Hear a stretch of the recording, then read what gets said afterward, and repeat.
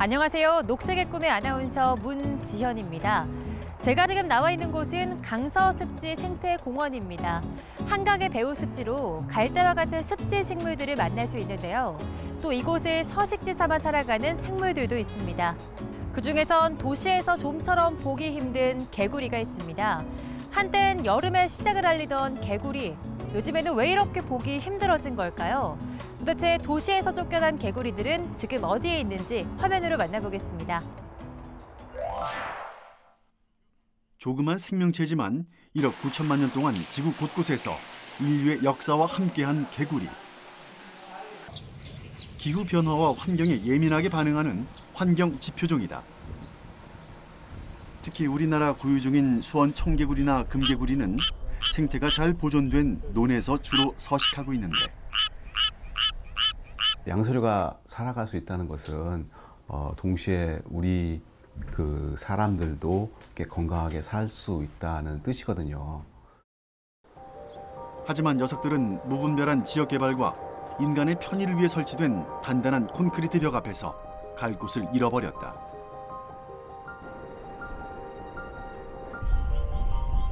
해질 무렵이면 논 위에서 들려오던 개구리들의 노랫소리. 이제 우리는 어디에서 그 정겹던 소리를 들을 수 있을까?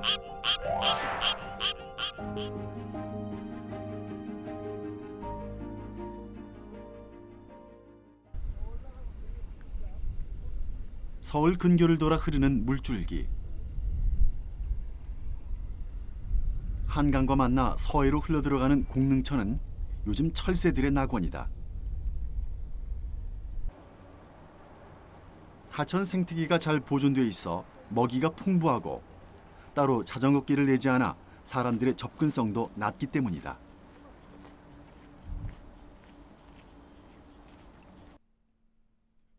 해가 지평선을 넘어갈 무렵 한가롭던 이 동네에 한 무리의 사람들이 몰려왔다.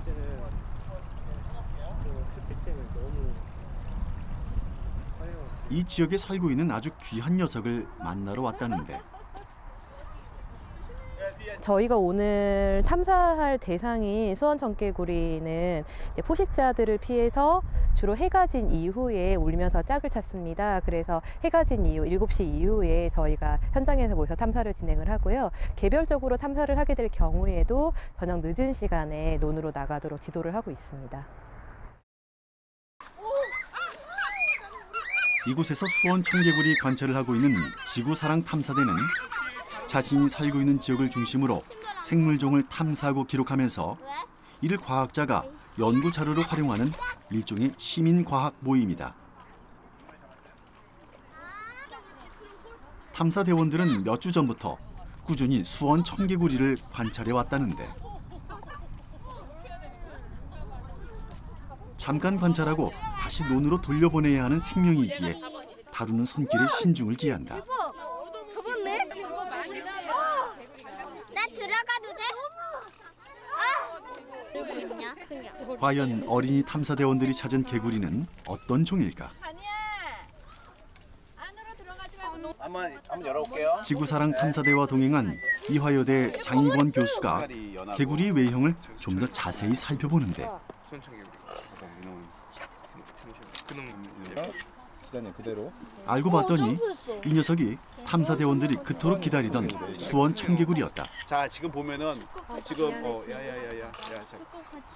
지금 우리가 운 좋게도 수원 청개구리 지금 2마리나 그것도 지금 선생님이 들고 있어요. 저는 우리 딱 어떻게 잡은 게 전부 다 수원 청개구리만 잡았어요. 이런 경우가 드문데, 먼저 이놈 있죠? 자, 이놈 턱 밑을 보면은 턱 밑이 약간 이렇게 진한 색깔이 있어요. 약간 노르스름하기도 하고, 이게 노래 주머니인데 이 노래를 부를 때 이 부분이 이렇게 볼록해요. 그래서 이놈이 수컷이고요. 이에 비해서 암컷은 그런 노래 주머니가 없고, 따라서 암컷의 턱 밑에 색깔은 이 배의 색깔하고 똑같이 이렇게 하얀색이에요. 이 턱 밑을 보면은 이게 수컷인지 암컷인지 되게 쉽게 구별이 가능해요. 귀를 찾아보세요. 귀가 어디 있을까요? 없어요. 자, 수컷이 자 이제 귀는 여기 보면은 눈 있죠, 눈. 눈 뒤에 보면은 약간 이렇게 타원형으로 되어 있는 부분이 있어요. 이게 고막이에요, 고막. 이 개구리는 이 고막이 밖으로 이렇게 노출되어 있어요. 그래서 수컷 개구리가 노래를 하면은 암컷 개구리 이 귀 부분으로 소리를 듣고 이제 수컷한테 접근할 수 있습니다. 교수님께 수원 청개구리에 대한 설명을 듣던 중 갑자기 어디선가 개구리의 노랫소리가 들려온다. 네, 이제 지금 드디어 이제 개구리가 노래를 하기 시작했어요. 자, 이제 탐사를 시작합니다. 자, 전부 다 핸드폰 꺼내세요. 논에 어둠이 내리면 개구리들이 일제히 노래를 부르기 시작한다. 탐사 대원들은 스마트폰을 이용해 그 소리를 녹음하기 시작하는데 이것이 개구리 탐사에 있어 아주 중요한 과정이라고 한다. 핸드폰을 이용하여서 그 수원 청개구리 탐사하는 방법을 좀 설명하고 있어요. 이 앱 사용법을 설명하고 있어요. 그래서 우리 앱에는 일단은 가장 중요한 정보가 그 여기 위치 정보, 그 다음에 녹음, 그 다음에 사진이 반드시 필요하고요. 그 다음에 뭐 팀명이라든가 아니면 오늘 날짜 같은 것을 꼭 이 안에 설정해 줘야 돼요. 청개구리의 노랫소리를 고스란히 녹음하기 위해 모두가 숨을 죽이고 있는데 과연 개구리의 노랫소리를 잘 포착했을까? 네, 지금 저는 여기 와서 수원 개구리를 보고 막 그 소리도 녹음하고 사진도 찍고 그랬어. 자, 그러면은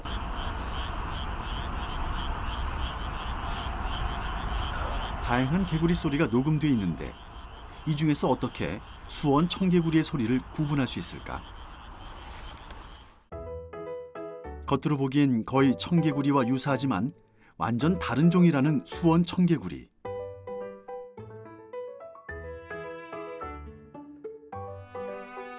수원 청개구리는 코에서 눈으로 이어지는 머리 부분이 뾰족하게 생긴 게 특징이다. 그에 비해 청개구리의 머리는 좀 더 둥글고 뭉툭한 모양을 가졌다. 하지만 두 녀석을 가장 잘 구분할 수 있는 것은 바로 이 노랫소리다.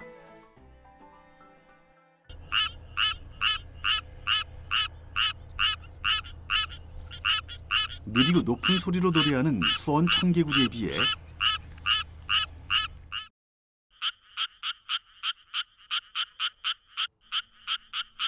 청개구리는 좀 더 빠르고 낮은 소리를 낸다.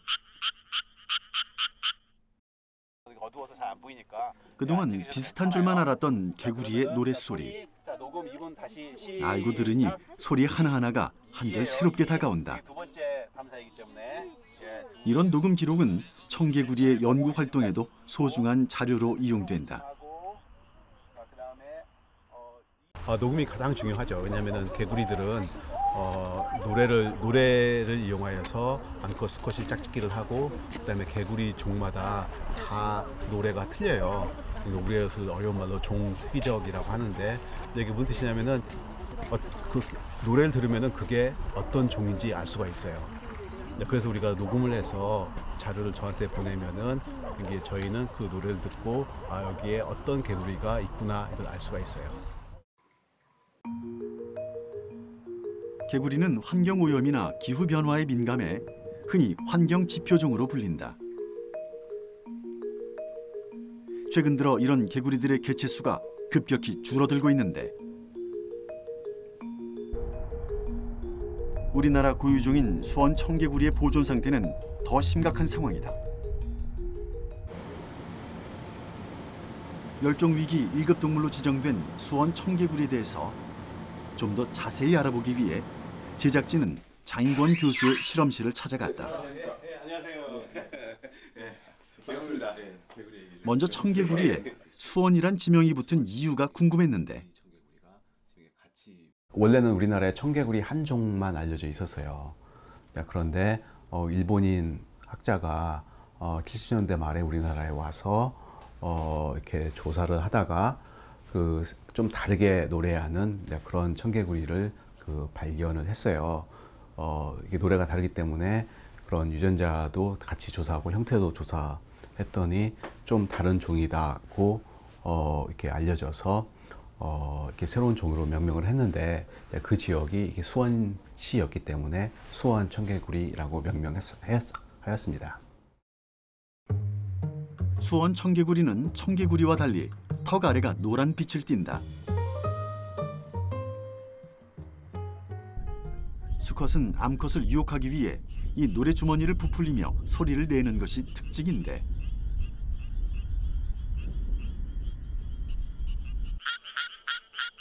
재미있는 것은 논 한가운데서 꼭 모나 풀을 부여잡고 노래를 부른다는 것이다.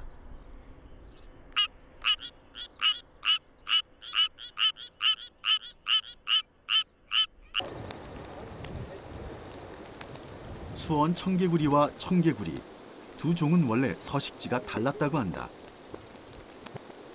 청개구리는 숲에 살다 번식 때만 습지에 내려오고 수원 청개구리는 늪과 유사한 서식지에서 1년 내내 지냈다.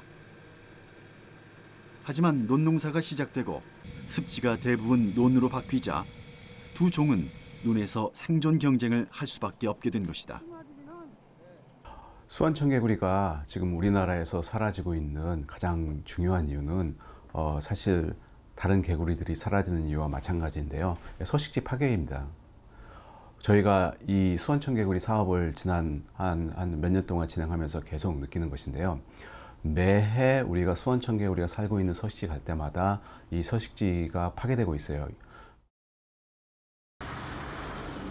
아산 신도시 건설과 평택 미군 기지 이전, 그리고 제2서울 외곽순환고속도로 건설 등 새로운 건물이 올라가고 잘 뻗은 도로가 생길 때마다 이 땅에 사는 작은 생물들은 그들이 오랫동안 살아왔던 보금자리를 한순간에 잃어버렸다.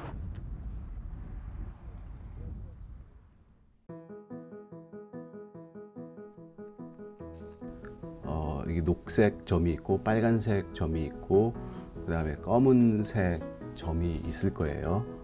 그래서 녹색 점은 뭐냐면은 녹색 이런 점들은 현재 이 수원 청개구리가 이렇게 발견되는 장소이고, 검은색 같은 경우에는 굉장히 그 인간의 간섭이 굉장히 심한 그런 지역, 이런 지역에서는 뭐 없거나 있다 하더라도 조만간 사라질 그런 장소이고요. 본격적으로 벼농사가 시작되는 모내기철. 수원 청개구리는 지금 어디에서 짝짓기 준비를 하고 있을까?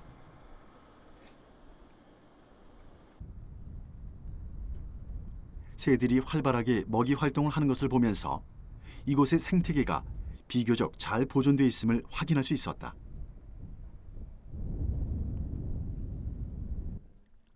이곳에서 수십 년간 농사를 지어왔다는 양현희 할머니는 개구리가 많았던 과거의 시절을 똑똑히 기억하고 있다. 할머니, 혹시 여기 농사일 하시다가 개구리 보신 적 있으세요? 옛날에야 많지요. 그래서 막 잡아다가 볶아서 먹고 그러는데 지금도 약을 많이 치잖아요. 그래서 없죠. 겉으로 보기엔 수원 청개구리가 충분히 살아갈 수 있는 환경인데 대체 녀석들은 어디로 간 걸까? 우리는 과연 언제부터 개구리의 울음소리를 들을 수 없게 됐을까?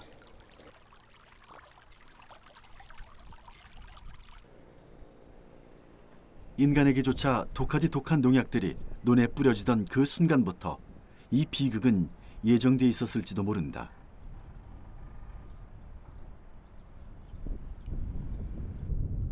어떤 이들은 우리가 좀 더 풍족하게 살기 위한 어쩔 수 없는 선택이었다고도 말한다. 그러나 그러기엔 작고 죄 없는 생명들이 치러야 할 대가가 너무도 가혹하게 느껴진다. 저희가 작년에도 개체 수가 현저하게 줄어든 것을 발견을 했는데 올해는 아직까지 발견이 되고 있지 않고 있습니다. 근데 그 공간이 되게 중요한 공간이에요, 사실 평리들이. 왜냐하면 거기에는 지금 멸종위기종으로 지정돼 있는 맹꽁이, 금개구리, 수원청개구리 이렇게 세 종류의 생물종이 발견되는 굉장히 중요한 곳인데 수원시에서는 사실 거기가 개인 사유지라는 이유로 해서 아무런 서식지에 대한 원래 서식지에 대한 보존 대책을 세우지 않고 있습니다. 환경 변화에 유독 민감한 개구리. 그중에서도 수원청개구리가 우리나라 양서류 중에 가장 심각한 멸종 위기라고 하는데요. 보존 대책이 시급해 보입니다. 그렇다면 또 다른 멸종 위기종인 금개구리와 맹꽁이의 상황은 어떨까요? 화면 통해서 만나보겠습니다. 장마철 맑은 하늘이 드러난 날. 한강과 연결된 논습지인 부천의 대장들녘을 찾았다. 오늘 제작진은 시민 사회단체들이 만든 대장들녘 지키기 시민행동의 금개구리 모니터링에 동행했다. 멸종위기종인 금개구리가 대장들녘에 얼마나 서식하고 있는지, 어느 지역에 집중돼 있는지 알아보는 자리였다.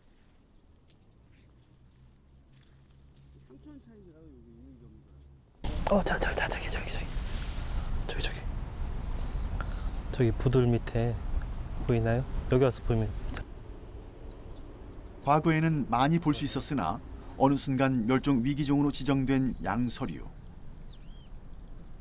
전 세계에서 우리나라에서만 서식한다는 한국 고유종 금개구리였다. 금개구리 등장에 조사단도 반가움을 표하는데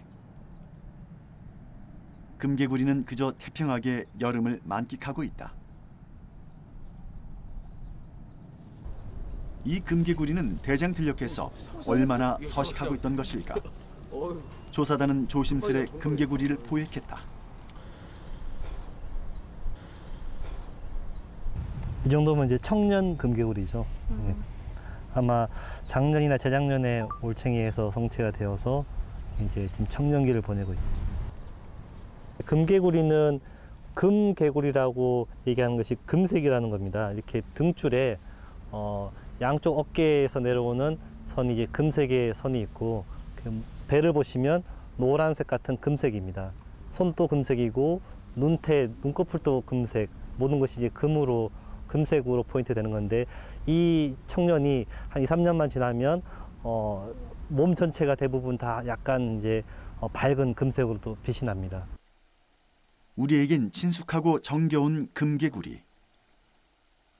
성장을 마친 금개구리는 등 쪽에 밝은 녹색을 띠고 등 양쪽에 뚜렷한 금색 줄이 보이는데 눈도 보면 금개구리의 주 서식지는 어디일까?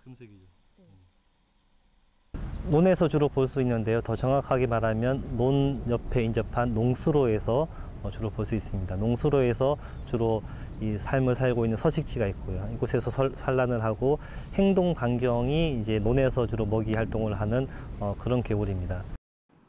조사를 마치고 금개구리를 놓아주는데 쉽게 도망치지 않았다. 이렇게 놔도 이렇게 안 뛰어가요.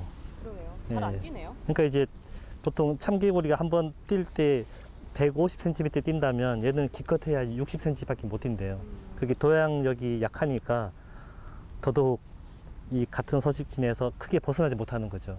얘들이 그래서 연구 결과 하루에 최대한 멀리 갈 수 있는 게 10m래요.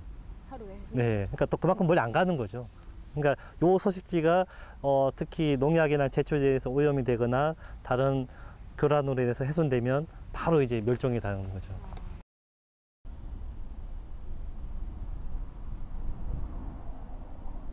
금개구리 서식으로 생태적 가치가 재확인된 대장들녘. 이런 환경이 가능했던 것은 대장들녘이 부천의 가장 넓은 개발 제한 구역이었기 때문이다. 그런데 최근 부천시의 개발 계획이 본격 가동되면서 대장들녘에도 위기가 찾아왔다. 여기가 현재는 개발 제한 구역인데 70만 평 부지, 전체 120만 평 중에서 절반에 가까운 70만 평 부지를 개발 제한 구역을 해제하고 이 공장을 비롯한 주거시설과 상업시설을 갖춘 그런 신도시로 개발하려고 진행을 하고 있습니다. 대장들녘 개발을 놓고 시와 시민단체는 끊임없이 충돌해왔다. 부천시는 대장 들녘 일대를 산업, 주거, 상업시설이 들어서는 신도시로 개발한다는 계획을 발표했다. 지역 경제가 위축되고 있어 개발이 불가피하다는 입장이다. 시민단체들은 대장 들녘이 대규모 생태계 보존 지역이라며 개발에 반대하고 있다. 실제로 대장 들녘에는 멸종위기종 37종과 더불어 식물, 어류, 곤충 등 다양한 생명체가 살고 있다. 특히 금개구리를 비롯해 적은 개체수지만 맹꽁이의 서식지이기도 하다. 장마철이면 맹꽁이들의 울음소리와 함께 산란 흔적이 발견되기 때문이다. 수풀 속 무릉덩이 표면에 떠 있는 맹꽁이의 알들. 대장 들녘의 위기는 곧 금개구리와 맹꽁이의 위기인 셈이다.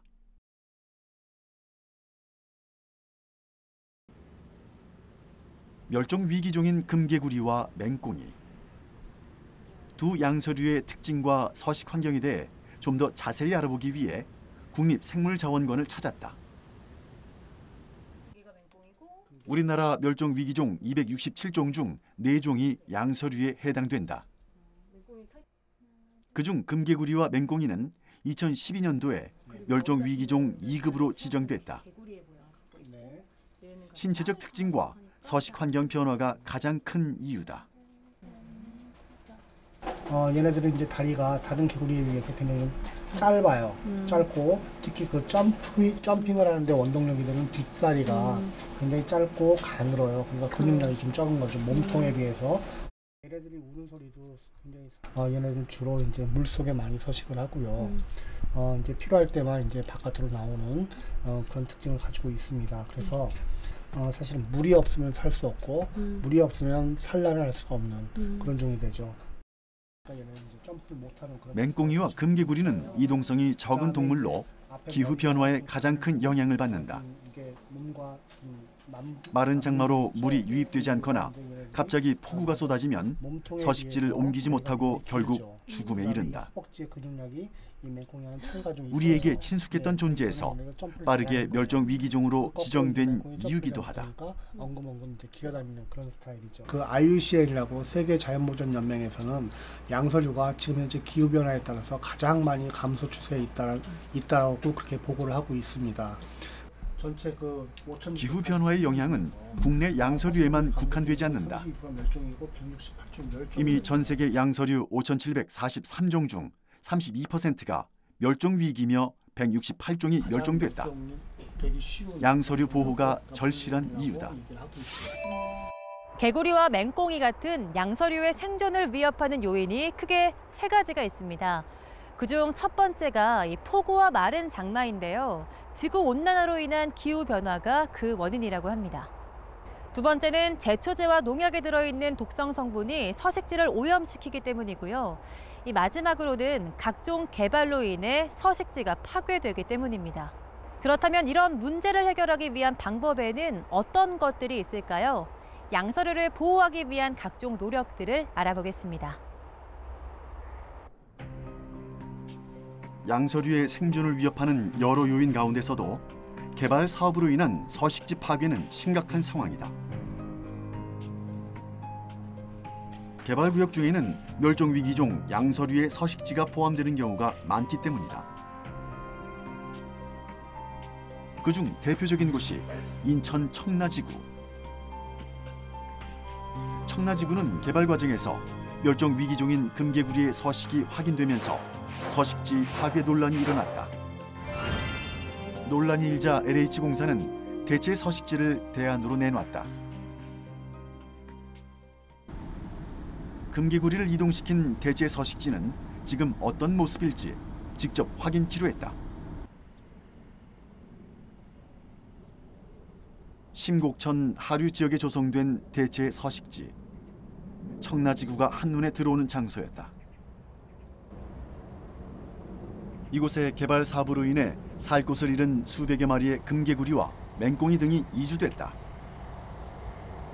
청라지구뿐만 아니라 계양구 등 다른 지역의 금개구리도 이곳으로 이주하는 작업이 이루어지기도 했다. 그렇다면 이곳은 대체 서식지로서 기능을 충분히 발휘하고 있는 것일까? 제작진은 서식지 기능과 금개구리 서식 확인을 위해 인천 녹색연합과 함께 대체 서식지를 살펴보기로 했다.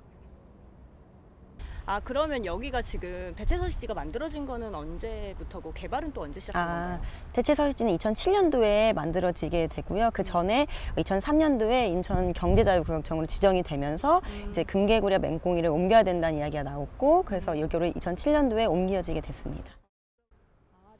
그런데 당초 서식지와 대체 서식지의 면적부터 큰 차이가 났다. 검정색 따라 보시면은 여기에 있는 노온이 있는 게 금개구리와 맹꽁이가 이제 살던 지역이고요. 네, 지금은 보시는 요만큼이 네, 대체 서식지로 만들어진 공간입니다. 줄어든 면적도 문제였지만 더욱 큰 문제는 따로 있었다. 대체 서식지 한가운데 다리가 들어와 서식지가 반으로 나뉜 것이다. 2015년 도로 건설 과정에서 만들어진 결과물이었다. 보시면 여기에 외곽순환도로 램프가 생기면서 이 서식지를 두 동강 내서 여기다 다리를 건설했습니다. 여기 있는 공간이 전체가 다 대체 서식지였는데요. 지금은 1서식지랑 2서식지 이렇게 나눠져서 이 중간 다리가 여기에 있는 곳이거든요, 지금. 다리가 건설되면서 당시 금개구리와 맹꽁이는 또다시 주변으로 서식지를 옮겨야 했다.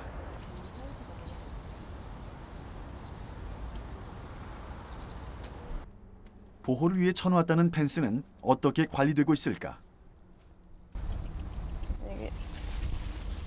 이게 되게 안쪽에 보시면은 숲을 속으로 조금 들어가 보니 망가지고 관리가 안 되는 모습이 확인됐다. 네, 이렇게 보시면 펜스가 저 끝까지 다 쳐져 있어야 되는 건데요. 지금 보시면 이렇게 무너져 있는 상황입니다. 아, 지금 저 끝까지 계속 다 무너져 있나요? 네네네.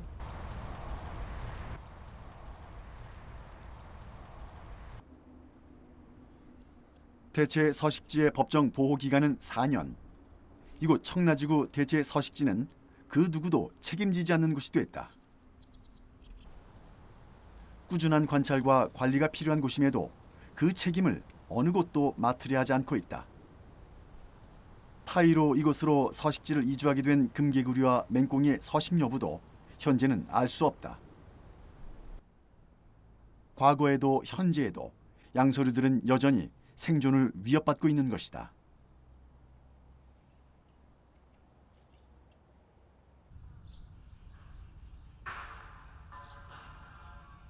양서류의 생존 위협이 커지자 서울대공원 종보전 교육관이 금개구리 복원에 나섰다.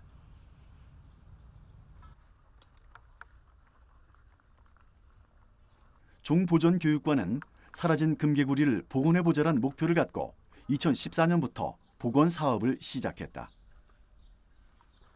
이곳은 멸종위기종인 금개구리를 증식하는 공간이다.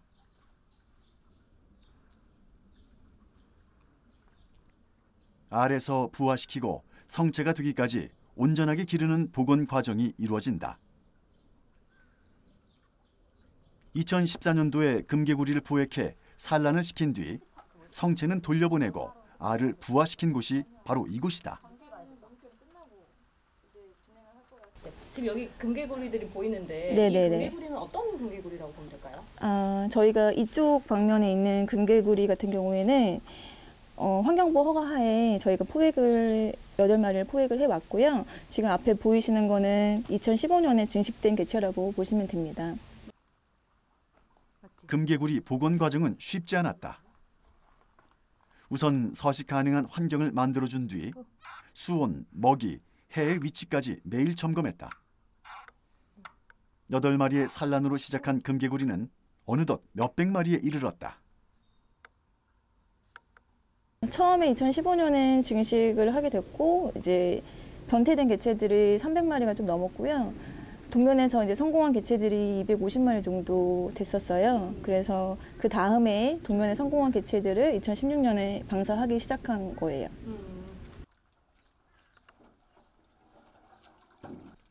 무엇보다 동면에 성공시키면서 복원 사업의 성공 가능성이 입증됐다. 자취를 감췄던 금개구리가 대도시에서 서식 조건을 맞춰 살아갈 수도 있다는 것을 의미하기 때문이다.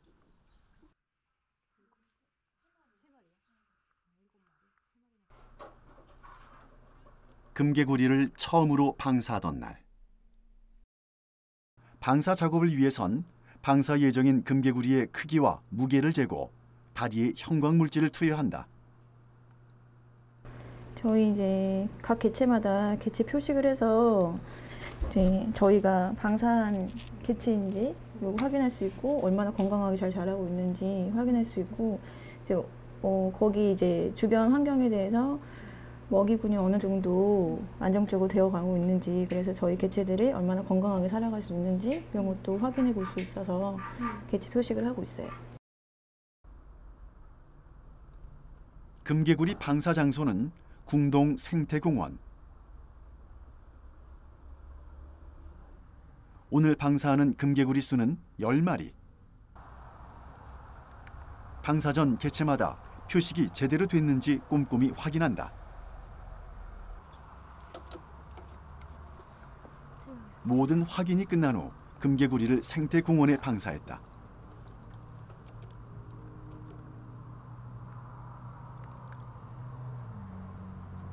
몸집도 작고 이동성이 적은 금개구리. 이렇게 여러 차례에 걸쳐 궁동 생태공원에 금개구리를 방사하는 이유는 무엇일까?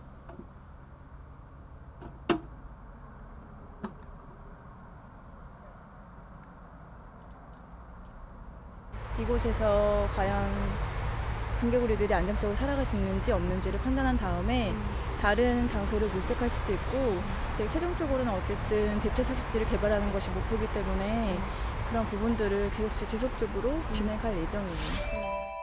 멸종 위기종인 금개구리를 보존하고 또 대체 서식지 마련을 위한 노력들을 알아봤는데요. 최근에는 수원 청개구리를 보호하는 노력들도 계속 이어지고 있습니다.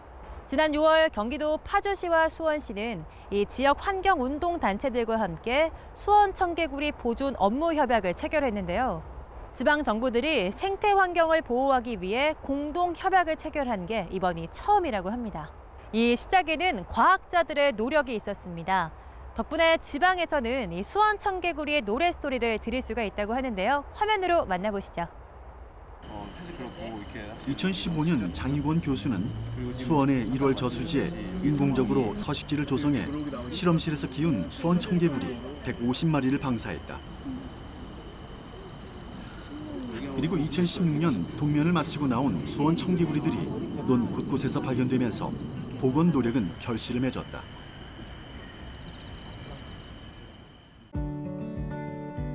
더 반가운 소식은 생태 환경이 잘 보존된 지방 곳곳에서 수원 청개구리가 하나 둘씩 발견되고 있다는 점이다. 몇 년째 익산에도 수원 청개구리들의 소식이 꾸준히 들려오고 있다.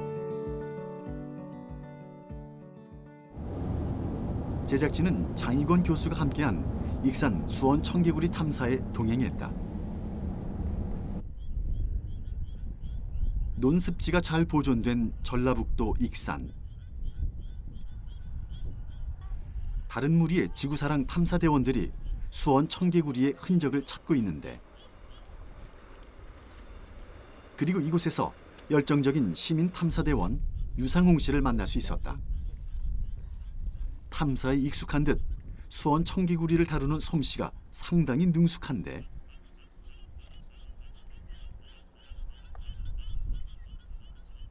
익산은 특히 옆에 이렇게 보리밭이 있습니다. 그래서 이곳하고 보리밭하고의 서로 교차로 다닐 수가 있는 그런 부분이 있어서 얘네들이 이렇게 이곳에 활동하기가 쾌적한 환경이라고 또 볼 수가 있죠.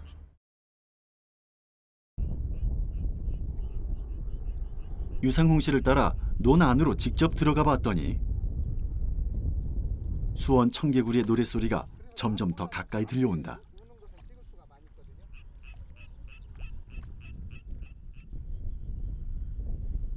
그리고 논바닥에서 휴식을 취하고 있는 녀석을 만날 수 있었는데, 제작진이 가까이 다가가도 꿈쩍도 하지 않는다. 이렇게 물이 파장이 일어나면 얘는 알기 때문에 가만히 발을 꾹 집어넣듯이 이렇게 물 파장이 나면 움직일 수가 있어요. 그래서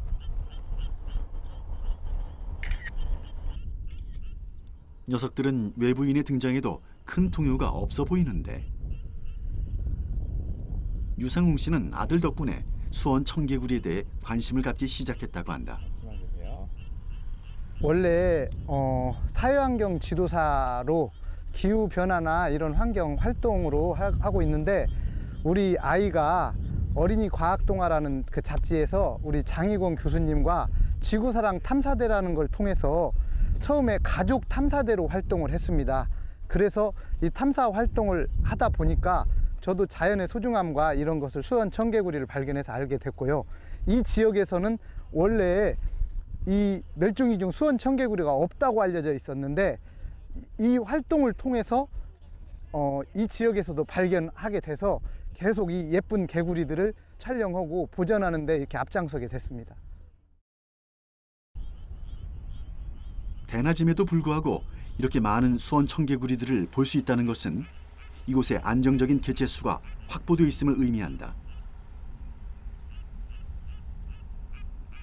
해가 넘어가면서 녀석들은 서서히 노래 부를 채비를 한다.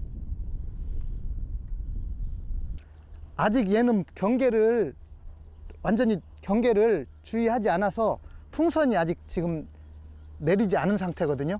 조금만 기다려주면 다른 애들이 같이 울으면 경쟁을 하려고 노랫소리가 곧 나올 겁니다. 그래서 기다리면 저기에서 노래를 할 수가 있어요, 지금. 곧 뭔가 터트릴 것처럼 노래 주머니를 부풀리는 녀석.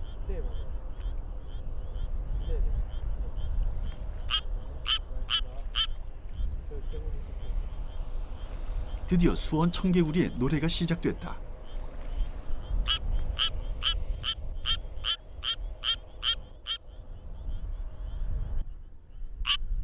그러자 근처의 다른 녀석들도 따라 노래를 부르는데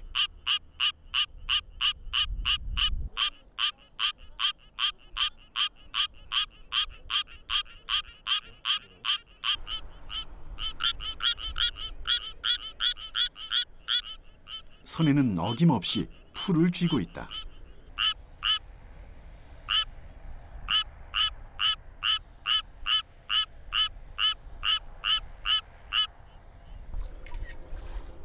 바로 근처에서 탐사대원들이 사진을 촬영해도 아랑곳하지 않고 용감하게 노래를 부르는 녀석.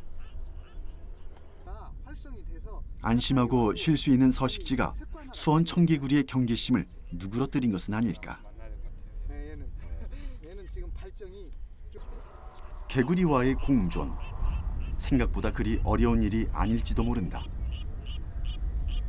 이 지역은 수원 청개구리가 그 단위 면적당 그 어느 곳보다 이렇게 많은 숫자가 있어요. 밀도가 이렇게 높고요. 그리고 그 다른 지역보다 이 수원 청개구리가 좀 이렇게 상대적으로 큰 것 같아요.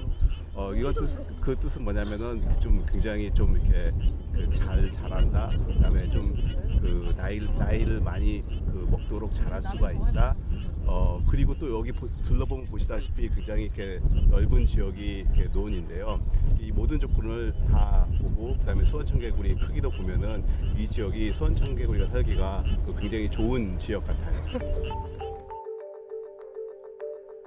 하지만 익산의 다른 지역의 경우는 상황이 좋지만은 않다. 벼농사를 포기한 논에 축사가 들어서기 시작하면서 수원 청개구리가 살아갈 수 없는 환경으로 변해가고 있기 때문이다.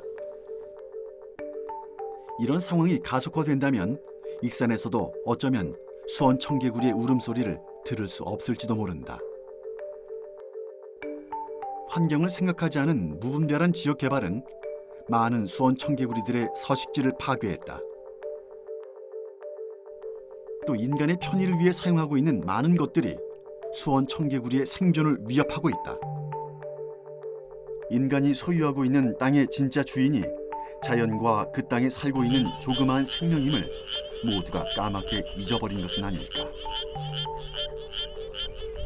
수원 청개구리를 연구하면서 정말 제 눈앞에 수원청개구리가 사라지는 것을 이렇게 목격을 해왔고요. 그 다음에 동시에 수원청개구리 같은 경우에는 저희가 조금만 노력하면은 충분히 보존할 수 있을 것 같아요. 그렇기 때문에 저희는 뭐 이렇게 지금이라도 수원청개구리를 보존하기 위한 노력을 좀 더 이렇게 좀 큰 규모로 같이 한다면은 이렇게 아직 늦지 않았다고 생각합니다.